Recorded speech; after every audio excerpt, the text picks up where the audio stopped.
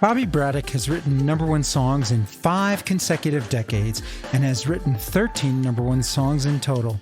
He is a member of the Nashville Songwriters Hall of Fame, the Country Music Hall of Fame, and in 2015 was inducted into the Songwriters Hall of Fame. Many of his songs have become country music standards covered by bands all over the world. He's been nominated for the Country Music Association Song of the Year 6 times and has won it twice. Born in the Citrus Farm Country near Orlando, Florida, he began playing piano in rock and roll bands before migrating to Nashville in the early 60s, where he became the touring piano player in Marty Robbins' band. There, he began writing songs that were recorded, and the rest is the stuff of legends.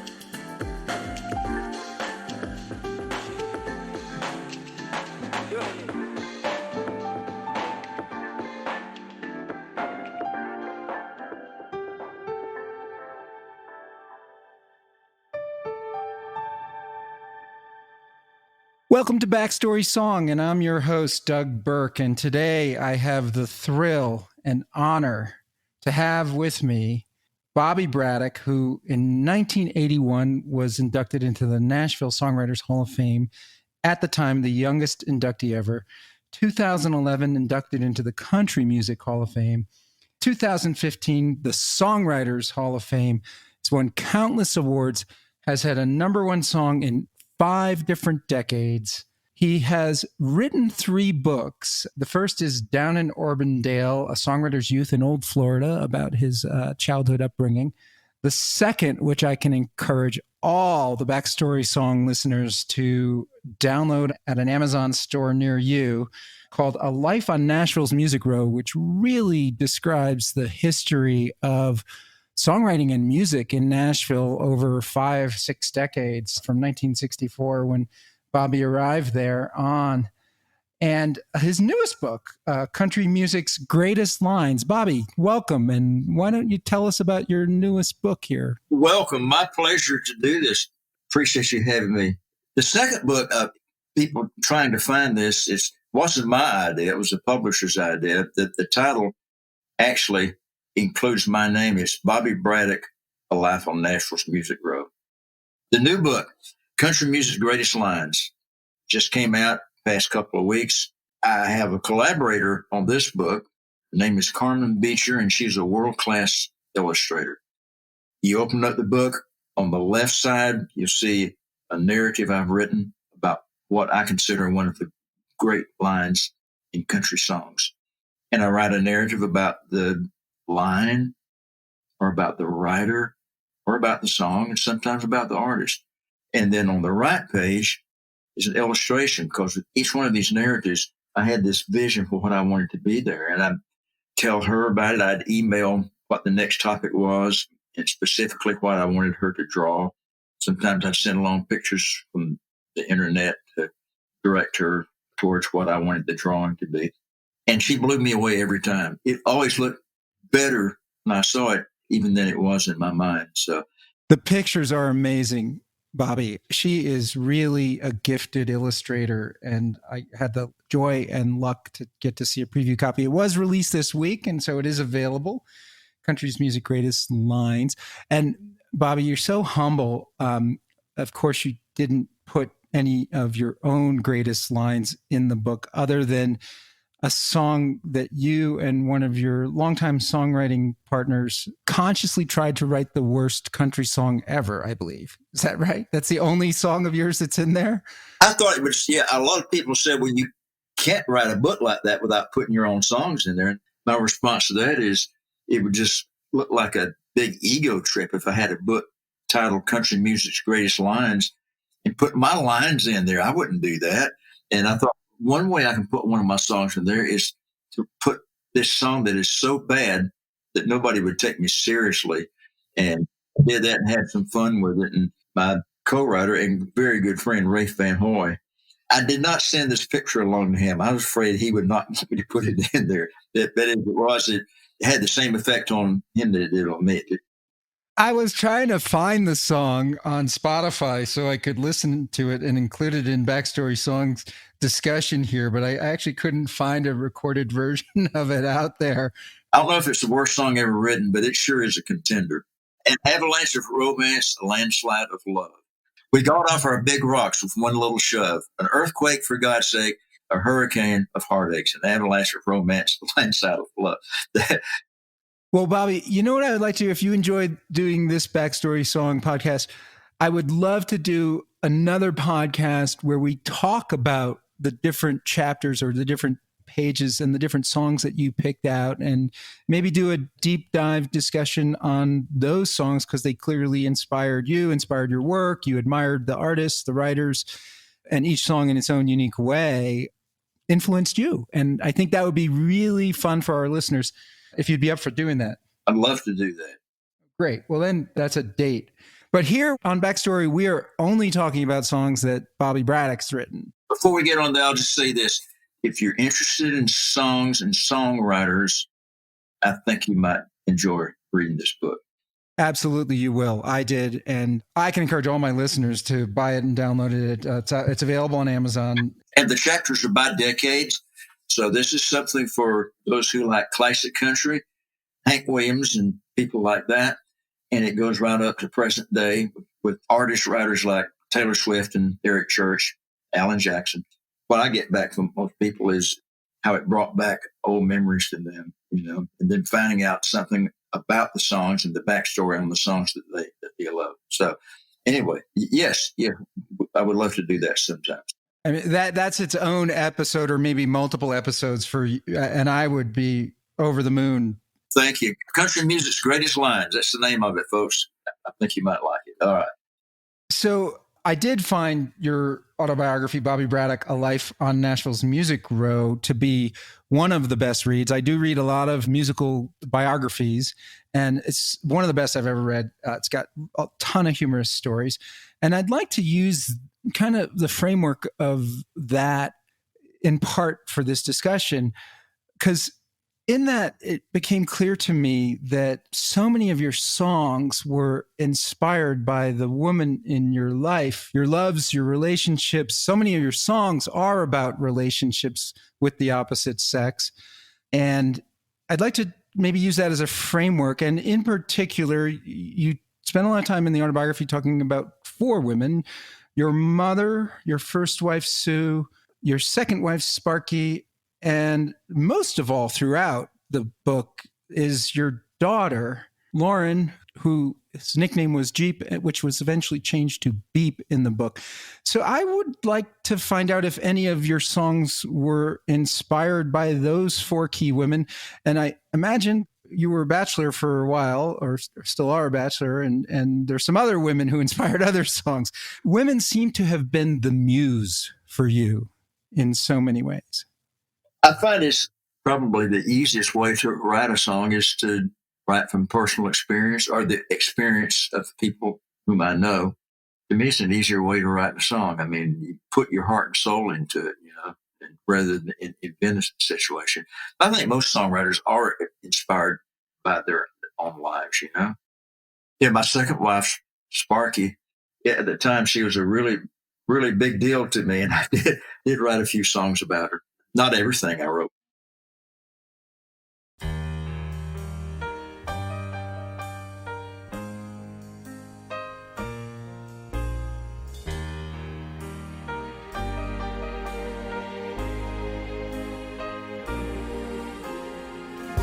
Your love is like a gentle breeze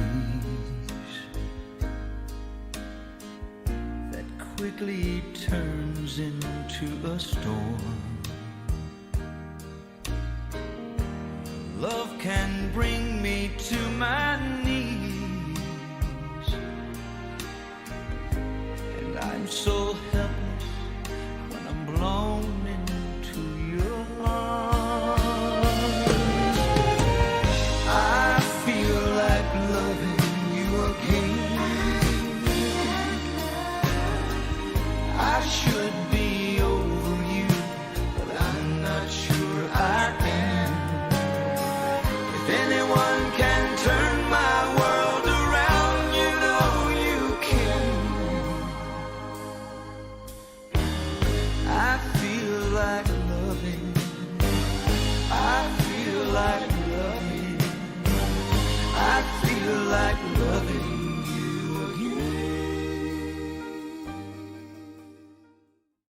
I wrote with Sonny Throckmorton called, it was a #1 record by T.G. Shepherd.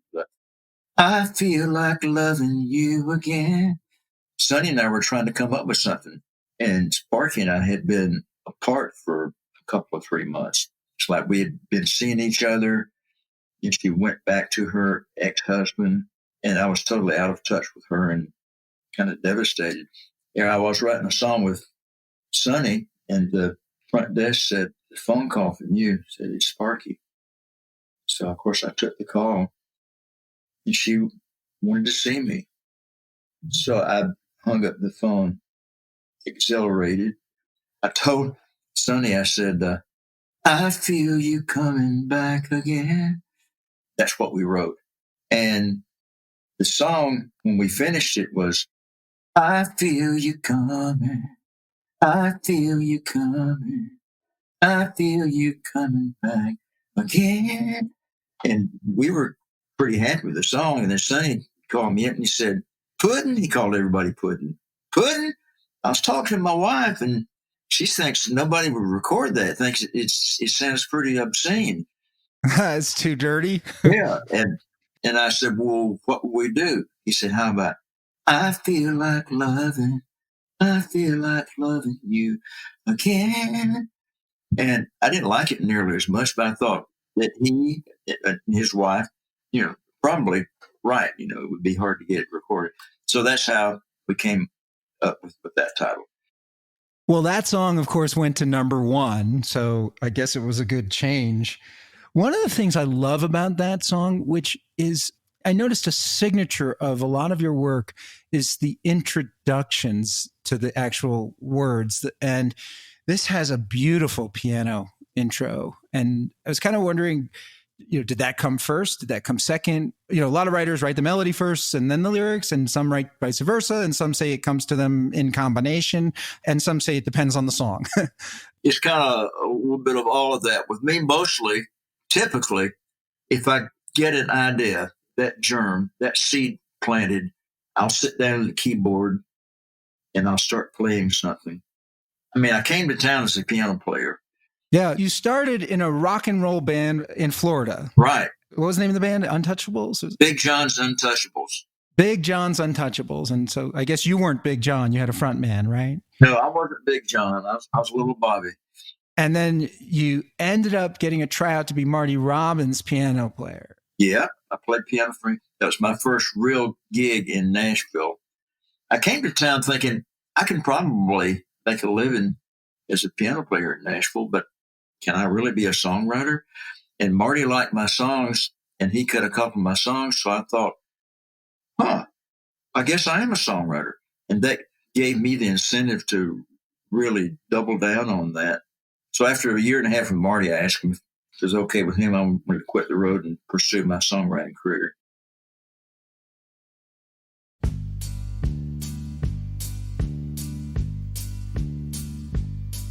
Oh, I love her and I just can't live without her.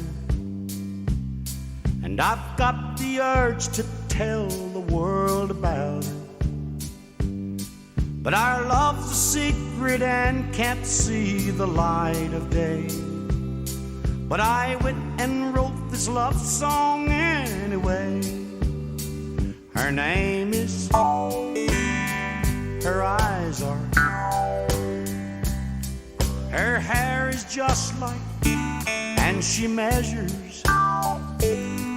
But someday I'll fill in the lines when she and I are free. And we'll walk in the sunshine and me.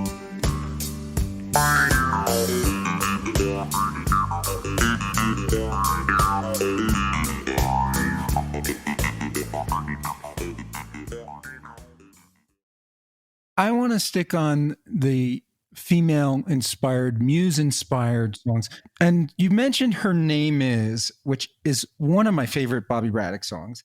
And in this song, the guitar is like a lyric. And it's a guitar sound that, I sort of never heard. It was actually a clavinet on the record. Oh, it's a clavinet. Oh, okay. The genius producer, Billy Sherrill.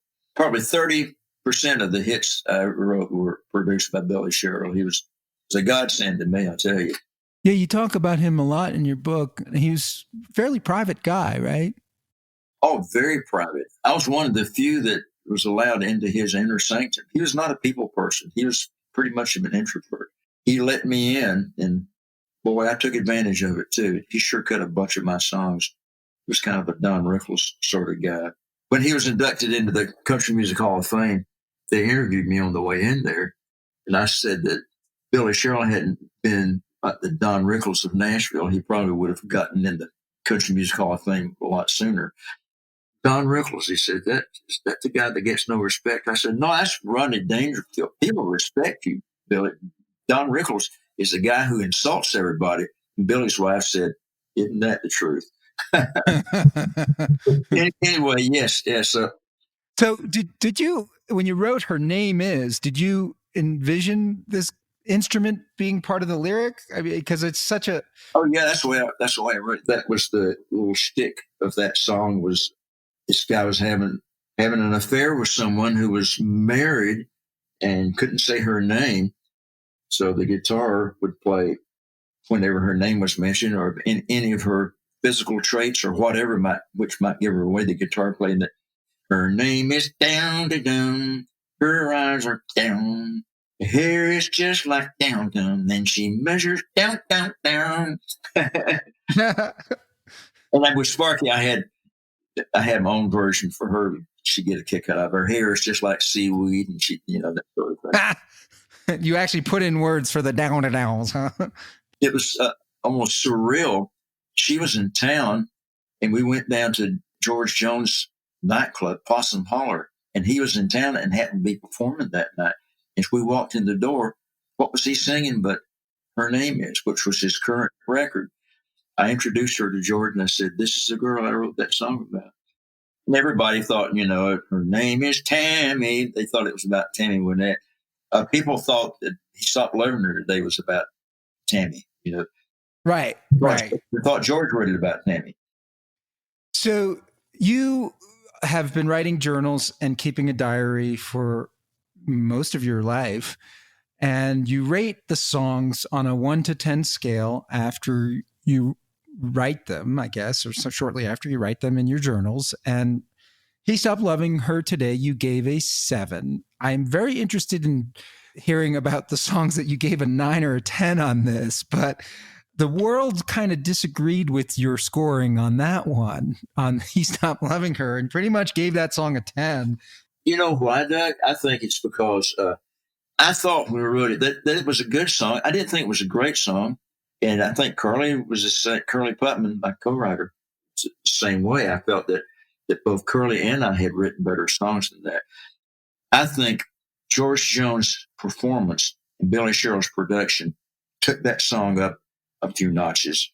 When I went in to hear it, I went in there with Curly, and Billy was going to play it. And I was more interested in hearing this song, other song that George recorded. It's a song of mine that a lot of people recorded. It's called With the 11 down in Shreveport. And I was glad to get the cut on He Stopped Loving Her Today. It was not a song that was way up there on my radar. And when Billy played it for us, oh my God. I mean, I knew that there was something really special in it then. I think there's something in the song that I wasn't seeing. I think more than anything else, I think the singer and the producer elevated that song. George's performance was chilling. This one has an a cappella intro, which is a different thing for you. Did you write it that way, or did Billy Sherrill produce that? That was Billy Sherrill.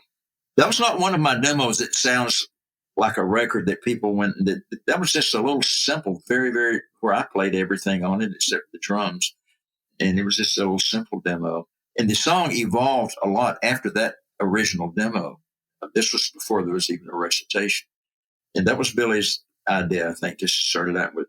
He said, I love you, which became, quite a signature. Yeah. But I do think that your songs have signature starts to them, whether it's a piano intro or the guitar lick that is laid down, or in this case, the a cappella intro.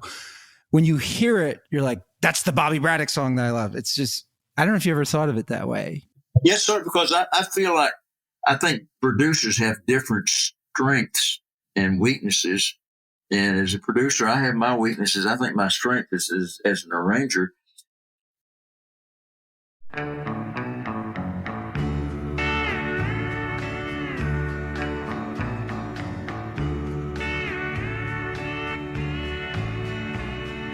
Our little boy is 4 years old and quite a little man. So we spell out the words we don't want him to understand, like T-O-Y or maybe S-U-R-P-R-I-S-E.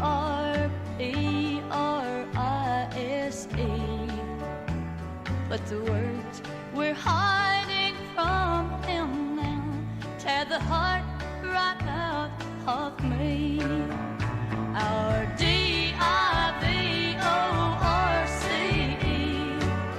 becomes final today. Me and little J-O-E will be going away. So, sticking on the theme of female-inspired songs, you had 3 number ones with Faking Love, Texas Tornado, and D-I-V-O-R-C-E. And I guess those song titles sort of tell the story. Now, D-I-V-O-R-C-E, I was working on a song called I-L-O-V-E-Y-O-U.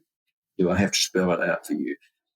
And I somehow stumbled across the D-I-V-O-R-C-E thing and wrote it, went in and cut a demo on it. Of course, I know you have a lot of songwriter listeners, and they know what a demo is. For those who don't, it's a demonstration of the song. You try to make a song sound as much like a record as possible to pitch to the A&R people or the producers or the artists themselves. So did a demo on D-I-V-O-R-C-E and had high hopes for it, but nobody recorded.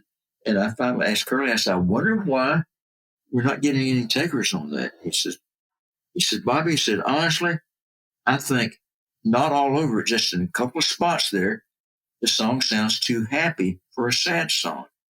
Looking back on it, I think it sounds kind of like a soap commercial. So here's what I had. Most of the song was okay. When I got around the title line, and we had the same melody on the verse too, and it's the last line of the verse and the last line of the chorus.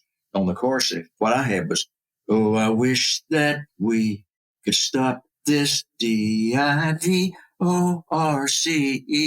He said, I think that sounds too happy. I said, well, what would you do? So he picked up his guitar. He had the most mournful voice. He was a great singer. And he was a sad singer. And he said, oh, I wish that we could stop this D-I-V-O-R-C-E. I said, let's get it on tape like that. So Curly with his guitar and with the piano, and I set the piano and did the thing that they used on the record. I went boom, boom, boom, boom, boom, boom, boom. And we did it with that new sad part. And Curly said, well, I didn't hardly do anything of this. I'm not going to take any part of this. I said, Curly, you've changed it and you've made this a song probably that somebody would record. I think you should take half of it. So we compromised and he took 1/4 of it. Well, you describe in your book that Curly is one of the greatest song pluggers. And I didn't realize how important song plugging is until I read your book. Tell me what that is and tell me what that means and tell me why Curly Putnam was one of the greatest song pluggers around. Song plugger way, way, way, way back before the days of radio, where like in New York, the publishing companies would have a song plugger who would take the songs around to get the people to sing in the bars and cabarets, the word of mouth for songs to get around. In modern times, a lot of things have changed, but when I got to town, song pluggers were the ones who got the songs and took them out and tried to get them recorded and played them for the record label people or the producers or the artists. And that's still what they're still called song pluggers. A lot of times songwriters turned into song pluggers. A lot of my songs, eventually I got recorded myself. You were the song plugger on them. Yeah, I got Time Marches On recorded. I Want to Talk About Me. I got that recorded. But in the early days, Curly got a lot of the songs recorded. And the publisher, Buddy Killen, he was a great song plugger himself. As soon as Curly became a part of the song and elevated it and just made it a lot more cuttable. Before they had the Grammy shows in Nashville, they used to, NARAS, which is the organization behind the Grammys, used to have it like a dinner in Nashville. It was just a dinner. Maybe have a little local awards. It wasn't like the Grammy night. It was like a local thing. And I saw Billy Sherrill there. I didn't know him as well then because this is early in my career. I told him, I said, this song I think would be really good for Tammy. He had cut some of my songs, so he knew who I was and he knew my songs, and we knew each other fairly well, but not as nearly as well as we would eventually. And he said, get it to me, bring it to me tomorrow. And interview, he says that when he heard that song, that he threw everything else he had in the garbage can. Curly and I went by there, and we left it there with his assistant. And he called and told us that he was going to cut it on Tammy Wynette. That was my first number one record. Do you remember it rising in the charts in the day it was number one? And do you remember your number one party? I imagine a lot of those number one parties you might forget by the end of the evening. I think that was pre-number one party. They didn't do them back then, yeah. When did those things start? I say they started in the 70s. Yeah, I say they started in the 70s because I don't recall a number one party for DIVORCE. I do recall my first wife and I were with these two other couples in our age group eating at a Meat and Three place in Lawrenceville Road in Nashville. And that came on the jukebox. And I said, this is a song I co-wrote, and I think it's going to be a really big hit. I remember that. I had Tammy Wynette's biggest hit of all time until her follow-up record was Stand By Your Man. So I always had her second biggest hit. My favorite Tammy Wynette song, and I wrote about this in the book, and that was the line that I chose was, I'll keep on falling in love till I get it right. And my story about that song was how I happened to stumble into a room while Red Lane and Larry Henley were writing that song. And Larry says, hey, Braddock, what do you think about this? And he sang that. And I said, I think I need to get out of here and let you guys finish that song. And then illustrator Carmen, I had her draw a picture of a coffee table, supposedly at Tammy Wynette's house. And it had about 7 or 8 pictures on it. And it was Tammy and all her husbands, plus her famous lover, like Burt Reynolds. Anyway, but DIVORCE, and you mentioned Faking Love. And there was another one you mentioned. What was that? Texas Tornado, which was about a girlfriend of yours, I read. You went out with a lot of volatile women, I would say. You had tumultuous women, and maybe that led to tumultuous relationships. I think a lot of times I was a volatile woman myself, We dated for a couple of years, and we're still very good friends. It was not literally about her, but she inspired the song because she was born in Texas, and she had a big thing about tornadoes. She always said she would have loved to have been a tornado chaser. Oh, my goodness. I thought you were going to say she was afraid of them. No, she liked to chase them. Oh, no, she loved them. A lot of times, when you split up with somebody, you do, but you don't completely. It takes a while. You still kind of hang on to each other and hang out, And she came by my house, and I sang it for her. And she was always very direct. She loved something, she would be enthusiastic about it. If she wasn't, she would let her feelings be known. I sang the song for her, and she said, I don't think people maybe won't like that song. Maybe it was because it was she knew it was sort of about her. When they had the number one party, the A&R guy told me that Tammy came up to him and said, hi, I'm the tornado. After his hit, I think she liked it better. I think some guys are attracted to that, and that would scare some guys off, I think.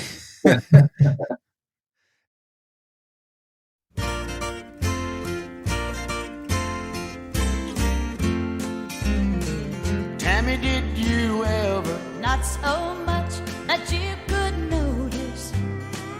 Well, could you estimate how many? 8 or 9.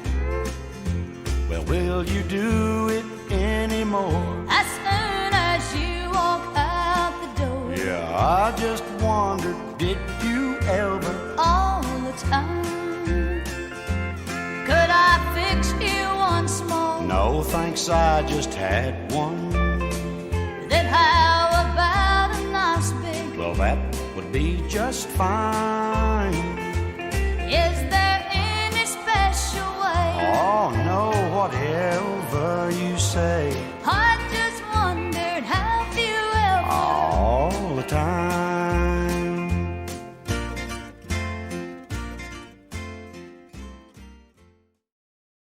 Yours, you started off with Ruthless and You Can't Have Your Kate and Edith too, a bunch of these in that vein. And actually, my favorite of all of those is the one that Nancy Sinatra and Lee Hazelwood did, which went to number 2 in the UK, but didn't chart here. Did you ever? It was like an almost hit by Charlie Louvin and Melba Montgomery. And Lee Hazelwood, who was Nancy Sinatra's producer and sometimes duet partner, heard that on the country station in LA. So they recorded that pretty much same arrangement as the Charlie Louvin and Melba Montgomery record. And when I wrote it, I did a little whistle thing. And on the Charlie Louvin and Melba Montgomery thing, they used the flute playing my whistle, and then Nancy Sinatra, they did the same thing. Nothing in the U.S., but it was a big hit in the U.K.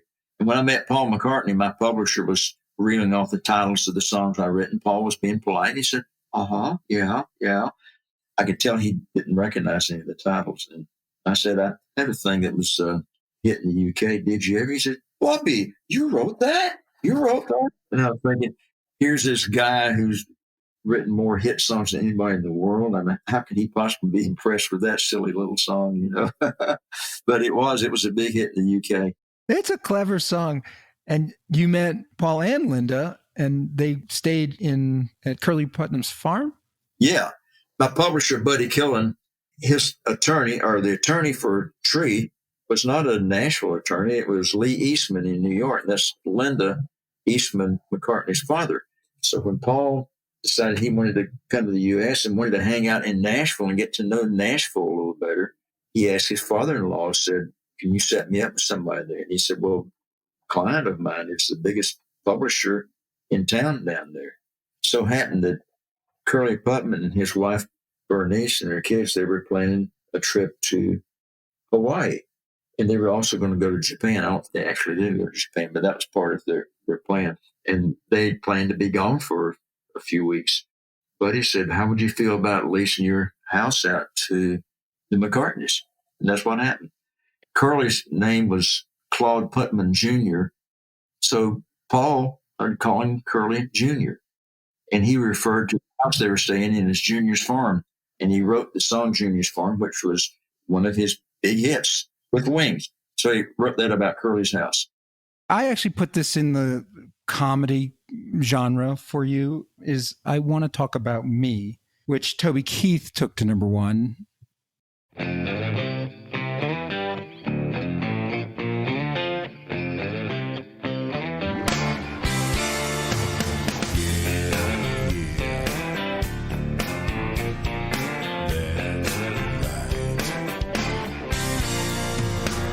About your work, how your boss is a jerk. We talk about your church and your head when it hurts. We talk about the troubles you've been having with your brother, about your daddy and your mother and your crazy ex-lover. We talk about your friends and the places that you've been. We talk about your skin and the dimples on your chin, the polish on your toes and the run in your hose. And God knows we're gonna talk about your clothes. You know talking about you makes me smile. But every once in a while, I want to talk about me, want to talk about I want to talk about number one. Oh, my, me, my, what I think, what I like, what I know, what I want, what I see.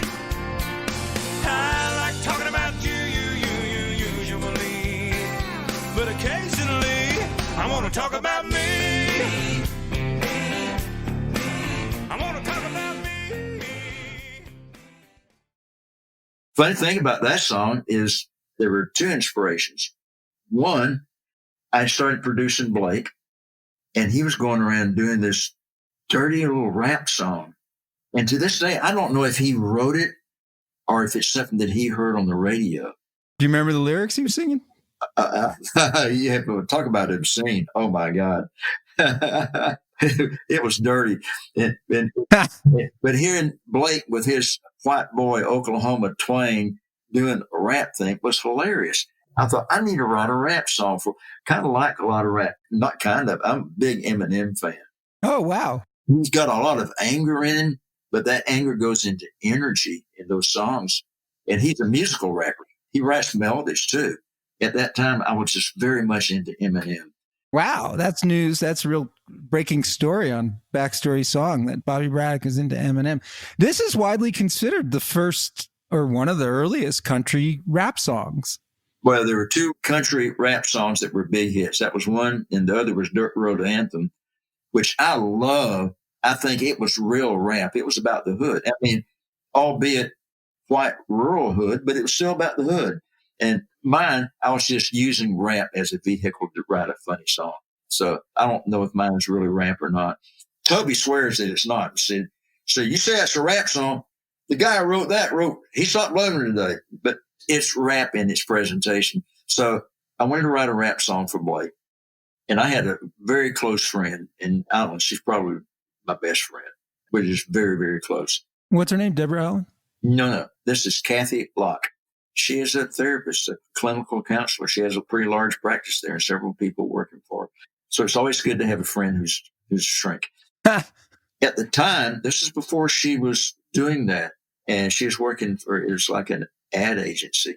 And she had someone in her office who had been laid off or fired or something. It was her assistant. So that doubled her workload. And that's all she could talk about. It's like when she focuses on something, she focuses on that one thing. And in a way, it's an endearing thing. But at that time, I was wanting to tell her about something, but all I could get out of her was about her assistant not being there and her workload. And that's all she could talk about. So after that phone call, I sat down and started to write, I want to talk about me for a change, and it turned into the rap song that I wanted to write for Blake. I called up Kathy and played it for her, and she didn't say anything. And she called me the next day and she said, that song yesterday, did you write that about me? I said, that's right. So I cut it on Blake, and the label there got pretty excited about it. And then they did finger quotes research, and the research came back that not only would this not be a good single, it shouldn't even be on an album. Nobody liked this song. That song had become persona non grata around the label. Blake started out on Giant. He didn't stay there long. Giant folded just as his first hit single was racing up the charts. He had a hit racing up the charts and no label because they shut down about the time that the record came out. Fortunately, Warner Brothers picked him up, and so his career has been with Warner Brothers ever since. So since Blake wasn't going to cut this song, they didn't want to use what I did on Blake. I knew I was going to have to pitch it. And the song plugger at the publishing company had played it for an A&R person at Toby's label. She passed on it. She denies this. This is the way my song plugger told it to me. The A&R person said, not only am I passing on this song, I hate this song. Toby cut a song called Get You Some, which is kind of a rap. So I thought he would be a natural for this. And I knew if I was going to get it to Toby, I couldn't do it through the A&R person. And his producer, James Stroud, at that time, he produced so many people, he absolutely would not listen to songs. He had his A&R people do that. I thought Stroud will not listen to a song. I ran into him at a convenience store at 7-Eleven Market, and I had him in a corner. Just trapped. James, if you can give me about 3 or 4 minutes, I've got a song I think you'll like for Toby. And he kind of sighed, got out his flip phone, called his assistant, said, find me 5 minutes somewhere to hear a Bobby Braddock song. I went and played it for him. He came over his desk. He actually jumped over his desk and grabbed me. He said, man, this is a monster. And he called up Toby, played it for him over the phone, just hearing it over the phone. Toby says, I'll cut that son of a bitch. And he did. And it was number one for 5 weeks. Wow. And at the number one party, I have to say the A&R person had a lot of integrity. And I have a lot of respect for this person. But this A&R person sided up next to the song plugger who pitched the song, which was turned down. And the A&R person told the song plugger, Terry Wakefield, said, I still hate it. So what did you give that on your 1 to 10 scale when you wrote it? I would have given it more than a 7. I would have given it. This is another 7 for you. So your research is no better than the A&R research, it sounds like. No, I said I would have given it more than a 7. No, I would have given it probably And by this time, I don't think I was rating songs anymore. I would have given it probably a 9. You were bullish on this one. I love the hard rock guitar intro on this because that's like part of your evolution. Your songs, or at least how they were produced, the lyrical content has evolved. But here it still has your comedy, and it's a really funny song. I can understand why someone might get pissed and find it offensive because it's about an ego. I want to talk about me. Well, the people at my publishing company, all except the guy who was pitching it for me, Terry Wakefield, all the other A&R people said, nobody's going to cut a song that has a line like, your medical charts and when you start. Said, they're not going to play a song about a menstrual period. They're not going to do it. Yeah, and it was a big hit. But Blake, he used to tell people, he said, what you're hearing comes out of Bobby's brain. But there was one exception. For years and years and years, from demo sessions, I used Brent Rowan on guitar. And when I started producing, I used him on those sessions. I used him on everything Blake did, everything that I did with Blake, rather. And I left a blank spot for Brent. Sometime I have a suggestion, but he was so great at ear candy and coming up with stuff. I kind of left a blank spot. Think, well, Brent will come up with something here. The signature lick on Time Marches On, dun, dun, dun, dun, dun, dun, dun, dun, which I think is important as any line or melody that I wrote in that song. That was Brent Rowan. And when Tracy was going to cut it, my very close friend Don Cook, he produced a lot of people, Brooks and Dunn, Alabama, and Tracy was going to cut the song. And I said, Cook, you got to get Brent Rowan to play that signature guitar thing. He says, I use Brent Mason. There were these two Brents in Nashville. I think they were pretty competitive, and both of them were guitar geniuses. I mean, they're both great. And my Brent was Brent Rowan. Cook's Brent was Brent Mason. And I said, Brent Rowan played this. He said, Brent Mason could play anything. Well, he did. He played it just like Brent Rowan. Then he added his own little thing to it, too. He slid up on a string and did it just a little bit differently. And I want to talk about me, same thing. Brent Rowan played it on my demo session, and Stroud used Brent Rowan. So he just went to the master session and played exactly what he did on the demo.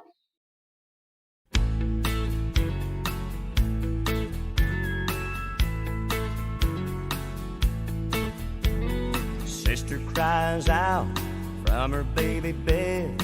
Brother runs in, feathers on his head. Mama's in her room, learning how to sew. Daddy's drinking beer, listening to the radio. Hank Williams sings Elijah and Dear John. And time marches on. Time marches on.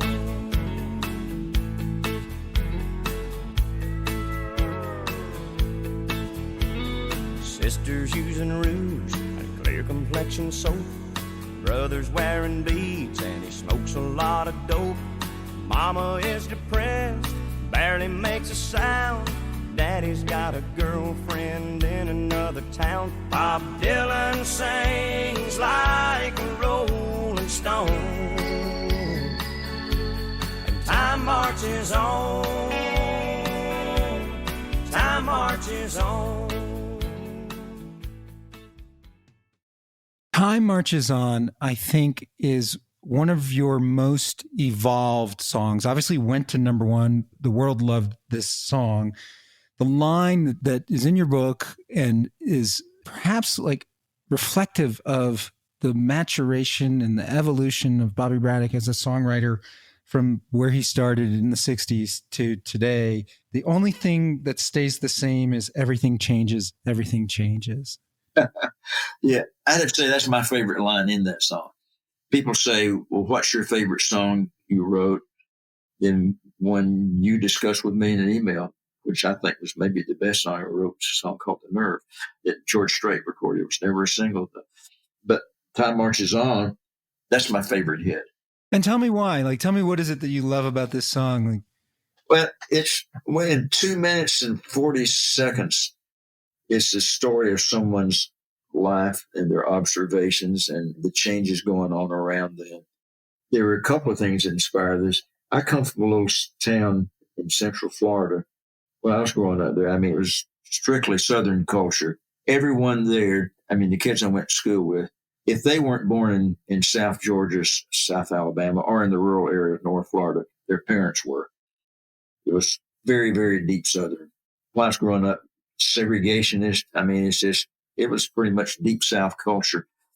By the time I wrote Time Marches On, as is true in all of the South, a lot of people in the southern towns would move up north and work, maybe go to Detroit and work in the cars or something, or around Chicago, work in steel mills. So by the 1990s, a lot of people from up north were moving down and retiring, especially since Disney World popped up about 30 miles from my hometown. Some of those people from the north moving in down there, it spilled over into my little town.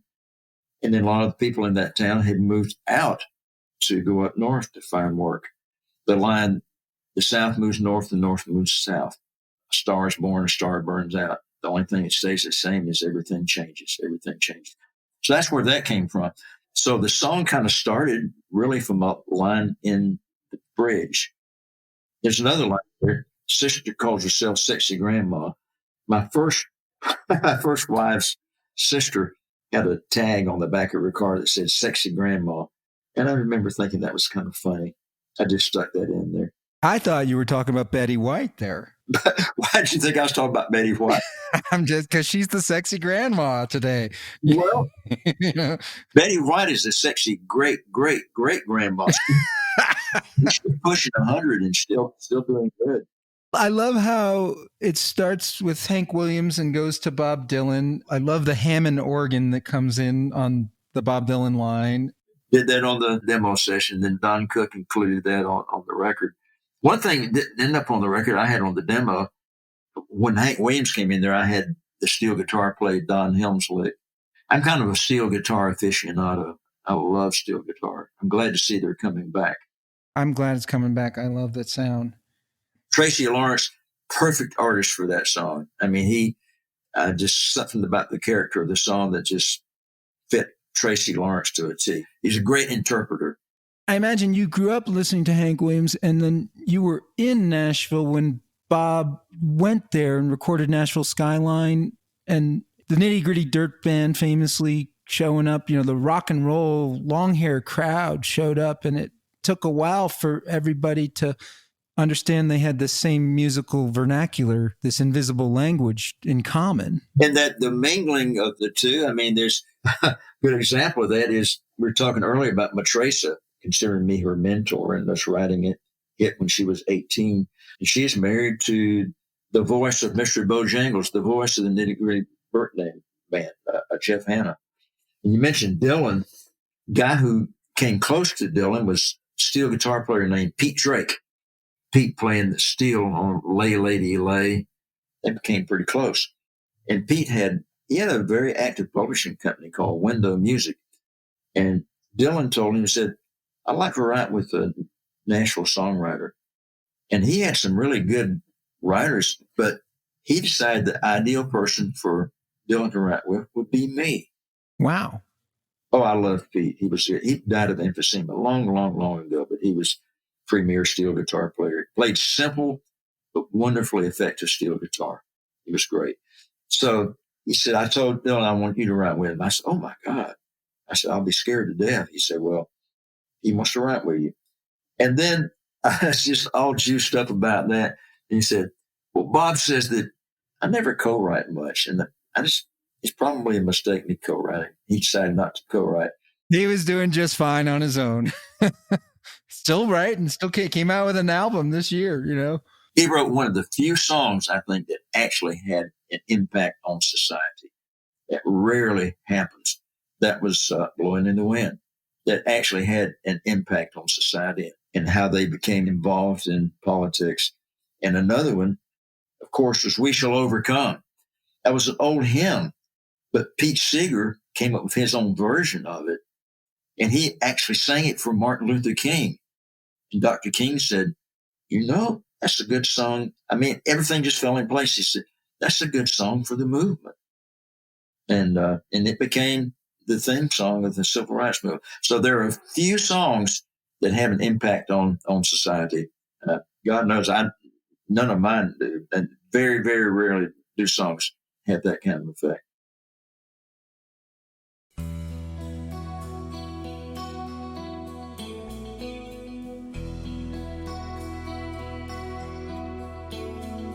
I'm glad I had the nerve to talk to you that day. I could just as easily have let you get away. In that crowded airport, far from my hometown, if I had lost my courage then, you wouldn't be around. I'm glad I had the nerve, and I'm glad he had the nerve to get down on his knees and say, I bought this ring for you, won't you wear it please? My daddy sure touched something in my mama's heart somehow. If he hadn't, I sure wouldn't be here with you now. I'm glad he had the nerve, or I never would have lived like this, or learned like this, or laughed like this, or loved like this. I'm glad he had the nerve to sail across the sea. My great-granddaddy's great-grandpa in 1833. So one of the songs that you wrote that is also part of your mature statement storytelling phase, it's not the novelty song, comedy song, and it's not per se woman inspired, is The Nerve. And you got Blake Shelton to sing this at your beloved daughter's wedding. Yeah, Blake wasn't working much, and that was back when he'd do pretty much anything I asked him to do. And he came there with his mullet and sang that song beautifully at her wedding. Yeah. Well, I know Brad Paisley's in love with this song. George Strait recorded it.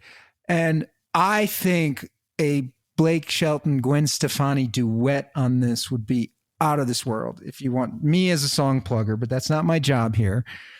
And I don't know what you think of that idea, if that's just crazy or dumb, because I do have dumb ideas. No, that's, Blake knows that song, that's for sure. I ought to just write him and just float that idea. I wouldn't have to play him the song because he knows the song well. So this is a song about legacy, lineage, family trees. You what inspired that song? What? A book. No person inspired that song. A song plugger named Walter Campbell gave me a book. It's called Einstein's Dreams. So what does a physicist dream about? His dreams were sort of like that in a way. It was actually about Einstein's dreams. It was a fiction. And I was so inspired that The Nerve really is, in a sense, is about physics in sort of an abstract way. It's a what if song or a what if not song. I think a lot of critics didn't like it. I don't care. It's one of my favorite movies. And subject matter, Gwyneth Paltrow is in it, and it's called Sliding Door. And this girl in London, she was going for a job interview, and she missed her bus because she didn't get to the door in time. It had slid shut. So she knew she missed the appointment, and she came back to her flat and found her lover there in bed with someone else. They split up. And it was a movie of alternatives, side-by-side plots. If she had gotten on the bus in time and hadn't come home and found him with the girlfriend, and the other plot was her coming home and finding him. And to make it easier, she was going to be independent. She split up with him, and she cut her hair real short. So you knew which plot it was by the length of her hair. And it's what would have happened if she hadn't caught him in bed. And her life was different in every way except two things that happened in both lives. That had such an impact on me. I thought, wow, a broader thing would be, what if I had not come to Nashville? If I had not played in Big John's Untouchables, I would not have met my first wife. There would not be a Jeep, my daughter. And what would my life have been like without her?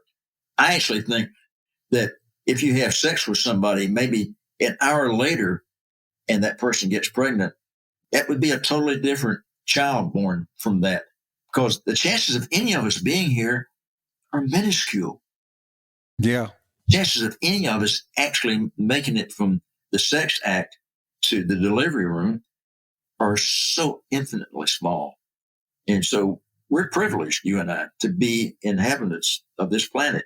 You know, if being here is a privilege, then we are among the privileged. That set this what if thing going in my mind. It really helps me understand, and I'm glad he had the nerve while staring into space to give this universe a time and a place with one tiny atom, or an Adam and an Eve. However you look at it, whatever you believe. I took in the agnostics and I took in the evangelicals too. I had something for everybody. Yeah, such a very, very spiritual and contemplative verse.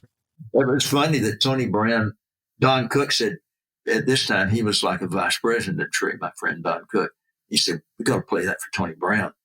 So we took it over there, and Tony said, Song of the Year, Song of the Year. He just had a fit over it. Tony Brown cut it on straight. It was going to be the first single. And then they thought, well, the first single should be an up-tempo thing, and they would put this out. And then they thought, well, this is so different. Finally, it was going to be the last single on the album, and then it never even became a single. Fast forward, while I was producing Blake, we're talking about some record or something we had cut. And the promotion man for Warner Brothers at that time said, this reminds me of when I was doing promotion at MCA. And we had this song on George Strait. It was called The Nerve. I just let him talk. He said, boy, we effed up bad. He said, that's the best song I ever heard. It should have been a single. It should have been a single then. And he said, we kept putting it off and it never made it out. I told him, I said, and I wrote that song. He said, are you serious? I said, yeah, that was mine. It's still not over, Bobby. We're going to get you a number one out of this one. As my Jewish friends say, your mouth to God's ears. Baby blue eyes used to watch Bozo the Clown, Mr. Rogers and Sesame Street, doodle bugs upon the ground. Now those eyes are looking around,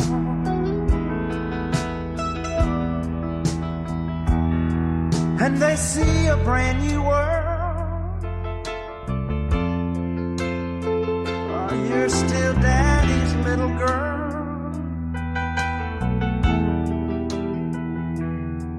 but there's no more Mother Goose,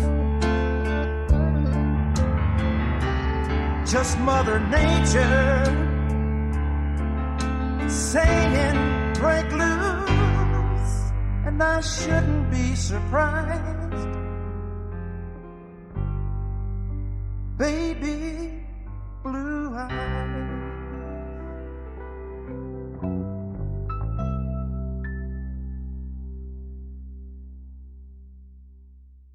Your daughter, Lauren Jeep, she's been instrumental in keeping you going and inspired.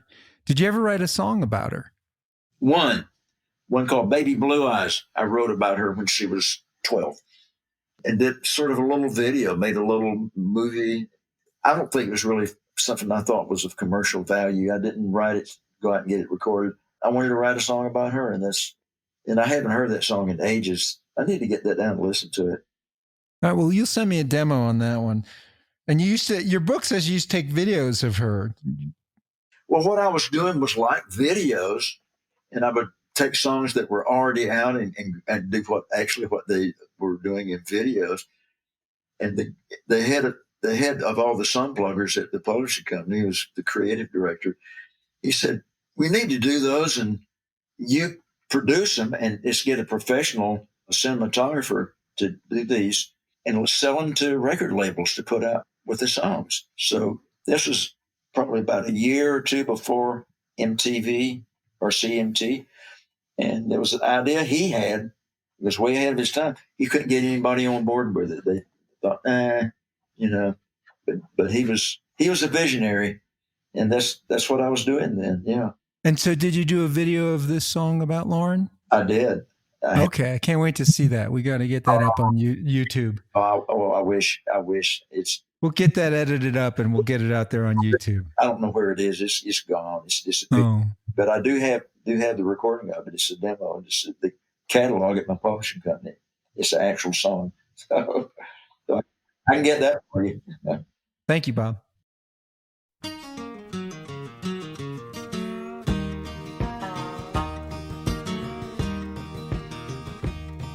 In a pawn shop in Chicago on a sunny summer day, a couple gazes at the wedding rings there on display. She smiles and nods her head as he says, honey, that's for you. It's not much, but it's the best that I can do. Golden ring with one tiny little stone waiting there for someone to take it home by itself. It's just a cold metallic thing. Only love can make a golden wedding ring. In a little wedding chapel later on that afternoon, an old upright piano plays that old familiar tune. Tears roll down her cheeks and happy thoughts run through her head as he whispers low, with this ring I thee wed.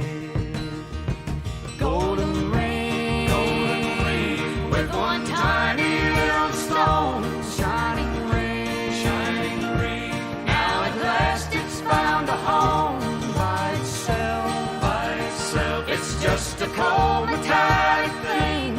Only love can make a golden wedding ring. So we haven't talked about your number one golden ring. We probably should cover that, don't you think? Usually I don't write something for an artist specifically in mind, but in that case, I did. I thought there was an old gospel group called the Chuckwagon Gang that I really liked. It was very churchy sounding, like old-fashioned country churchy sounding. I thought about writing a song like that for George and Tammy, something that just had that old-fashioned Southern gospel sound to it. I got hung up on it. And I called up Curly Putman and asked, I got this song. I said, there's not a lot to write, but it's just not finished, And Curly said, I just want to hang around the farm today. About that time, Rafe Van Hoy came in the front door at Tree Publishing Company. I said, hey, buddy, I got this song started. You want to finish it with me? He said, yeah. That it was like late Friday afternoon and wasn't time to put anything together for a demo session. So I told Rafe, who was a great musician, I said, why don't you put together a little demo of it? I said, you know what the Chuckwagon Gang sounds like? He said, yeah, I've heard some of that. I said, well, make it sound like that. Get there, do a group sing, you bass with it, sing your high tenor part, give it that old country gospel sound. And he did. Boy, his little demo he put together, it is amazing. It's almost as good as George and Tammy's record. It is so good. And he cut this great version on it. And that thing was on the radio about a month after that. That's the quickest a song ever went from the pen to the radio. That would never happen now. What I like about that song is this incredible guitar run intro, that lick. Billy Sherrill produced a great record on that because he knew how to do that because his father was a Baptist preacher. He was brought up with church music. So that was a natural for him to produce. And George and Tammy, oh my God, they just sounded so great on it. What talent. Billy Sherrill he would change my songs. If somebody changed your song, they asked permission. Billy Sherrill did. He just changed it anyway. If you didn't like it, you better. And usually it was to the better. I disagree with him on Golden Ring. What they had was a small 2-room apartment as they fight their final round. The way we wrote it was, You won't admit it, but I know you're running around. Billy told me, he says, you can't rhyme around with round. I said, one is final round, the other is running round. He said, it's still the same. It sounds like the same word. And he wanted to put, I know you're leaving town. I said, Billy, I said, on an emotional scale, leaving town is maybe a 5. I know you're running around is a 10. She's out there screwing around on it, and it's killing it, you know. I know you're leaving town. That sounds like maybe you're going down to Louisville, you know, to make a sale or something. The amazing thing about it is I have never cheated on someone myself. And anybody I've ever told that I was in a committed thing with them, I was always true to it. The only time I ever ran around was my first wife.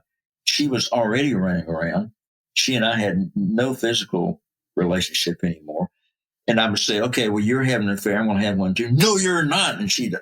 That's not fair. How is that fair? He was a husband abuser.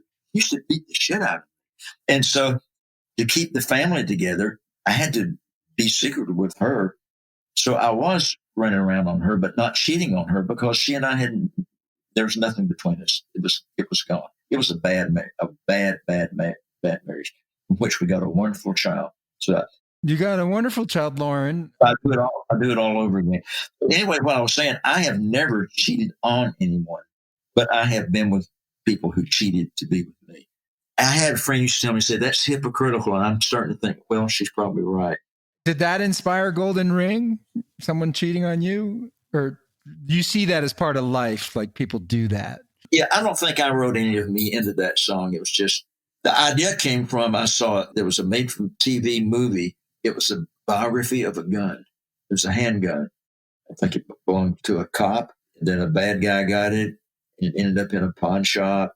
And the last scene in the movie, the people had hid the gun up on the mantle in the house. And it showed a little 3-year-old kid standing on a chair, reaching up to get the gun. And that was the last scene in it. But I thought, why not do a song that's a biography of a little wedding band? The history of it, you know, and it starts out and ends up in a pawn shop in Chicago. I love that because a pawn shop is where, you know, there's stuff that people didn't want anymore. Yeah, exactly. And then someone finds it and wants it. And the song is so well structured. It's this ring of life, this ring of marriage.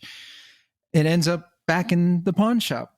And I was wanting to put together a musical at that time, I called Stallion, and it's going to be about like a family who moved up from the South or from Appalachia to Chicago, you know, just poor country people from, you know, I thought this would be ideal song for my musical, which never came around. A musical, I think, for me was a vehicle to write songs.